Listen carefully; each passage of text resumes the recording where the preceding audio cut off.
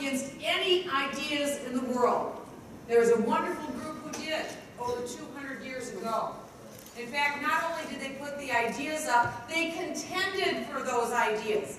To the point of their blood, their treasure, movement, their family, they laid everything on the line. I think I'm in a room right now with fellow patriots who are willing and who have laid it all on the line, and I thank you. I thank you.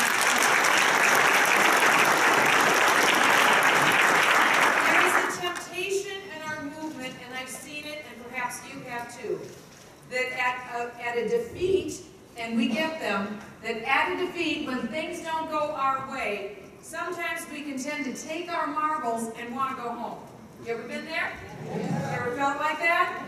Is that the right thing to do? No. Now remember in his State of the Union address, President Obama, when he was speaking of the government takeover of health care, said that we've been working on this for 75 years. Do you remember that?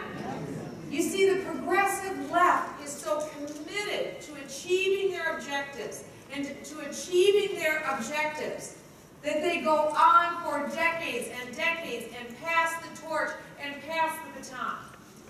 Freedom lovers do too. We pass the torch. We pass the baton. But part of our problem has been that we have listened too closely to what the mainstream media has to say about us. Right.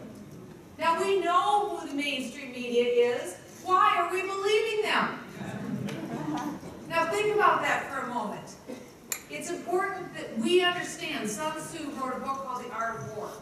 And the first two rules are you need to understand yourself and you need to understand your enemy.